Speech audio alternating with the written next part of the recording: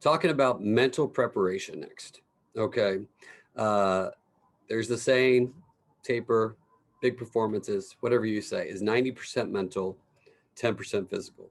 And now, while that's not true for everyone, those that haven't put the work in, but for those, most of our athletes who have been here day in, day out, I truly believe that might even be an understatement.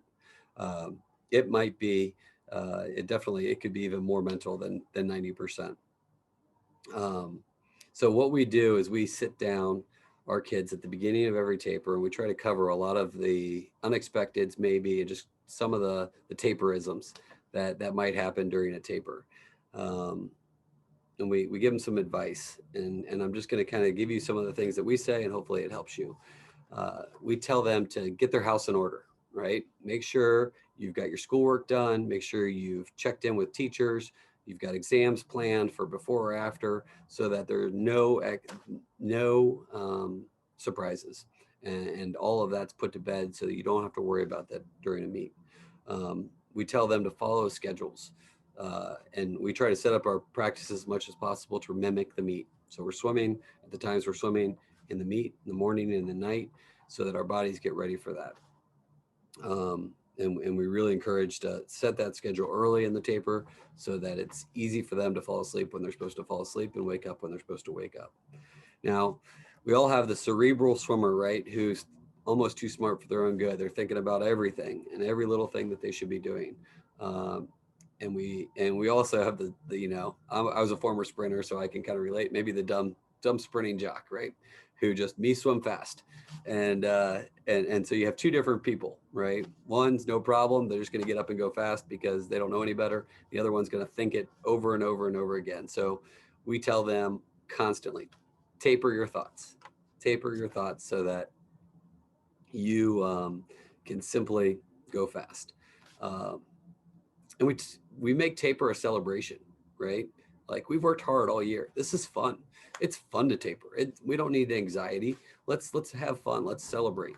And some kids get really into it, and especially as the taper goes on, the energy goes up. Things can get a little crazy, but that's fun. So, um, and for those that aren't as confident, we talk about the as if philosophy, right? And we spend a lot of time talking about body language, and um, act as if you are confident, act as if you're going to win, act as if you're going to dominate. Um, and that's not just, and that's with, especially with body language. And we spend a lot of time thinking, how are we going to walk into a practice? How are we going to act when we get to practice? How are we going to act when we get to the meet? Are we going to do warm up and swim really well? Are we going to, third, fourth day of a meet, we talk a lot about, are you going to walk into a meet even though you're really tired and you're going to look that? Um, and we truly believe that you can fake it till you make it, and and and that's worked out really well. Um, Now, we also have some swimmers who, uh, the really successful swimmers who are gamers and can always perform really well at big meets. They tend to dial in. Dial in is what we talk about, and dialing in and doing things really well the last 6 weeks of a season. Their starts get a little bit better. Their warm up swim gets a little bit better.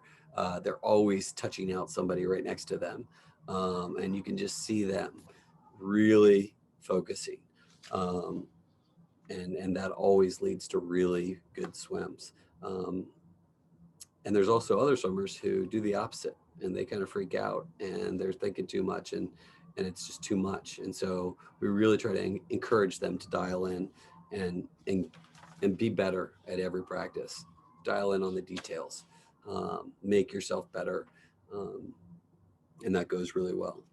um, Now, the last two things we talk about is avoiding new projects. You don't need to pick up new projects at school. You might have more time, more energy.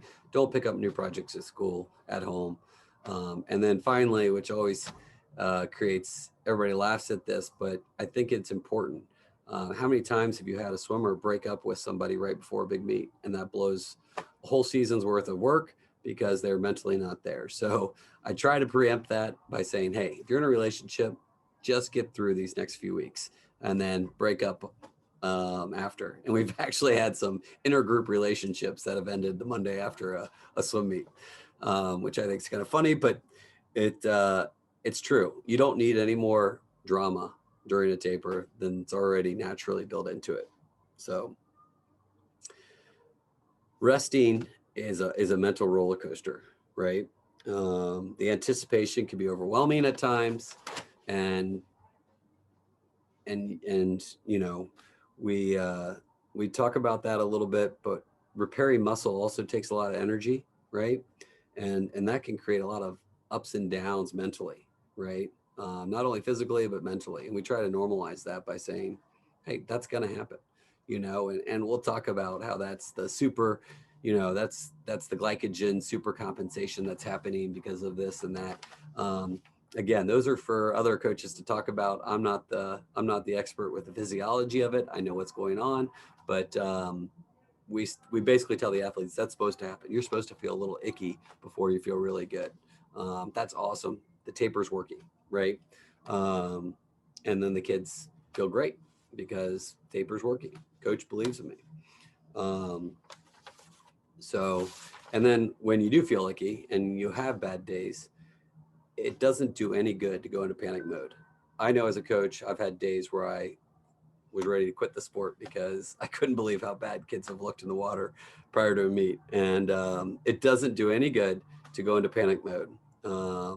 And what you need to do is get through those bad days, play them down, and then uh, go to the next day and work on building confidence. I think taper is a lot about building confidence that uh, that that builds on itself and really sets you up well for big meets. And we lean into the communication and trust during that time too.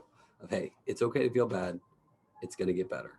And then when you do have small successes as taper goes on, you celebrate those. Um, and at the end, we really just say, you know, you've done the work. Your preparation's complete. Um, they're in a position to perform their best, and you got to trust that, and you got to believe it. Um, Now, as coaches on the mental side, I think it's important to touch base on a few things. Athletes absolutely feed off of our energy, right? Um, and if you're confident, they'll be confident. Confidence breeds confidence. Um, I'll never forget one of my first winter juniors. It was not first winter juniors, but one of the ones where I really had athletes in the finals. And Sergio was there with Bulls, and you know they were setting national records left and right. Caleb Dressel was swimming really fast, and he looked so smooth and he looked so calm and so cool. I don't know Sergio very well, but I took a big lesson from that. You know, you got to relax, um, and you see that all the time with some of these best coaches that are probably talking this weekend as well. They're relaxed, they're having fun, they're enjoying being at the big meet, but they're not stress balls. And I've been a stress ball at a meet before, and the athletes absolutely can read right through that. So you gotta enjoy it. And then throughout the taper, I've also made the mistake of making things very complicated, and we've got to be at certain speeds at certain times. And I've dumbed that down quite a bit. I try to keep things as simple as possible, and probably one of the most important takeaways, if you get anything, is less is more during a taper. Always err on the side of doing less than more. You know, I've studied a lot of, I've never really had a head coach or a mentor that I've worked directly with, besides the coaches, my assistant coaches I've worked with. But everywhere I've read and all the research I've seen, less is more. And you've done the work, you know, the hay is in the barn, so to speak. Um, but kids will emulate your emotional energy. So make sure you are projecting the right kind of emotional energy.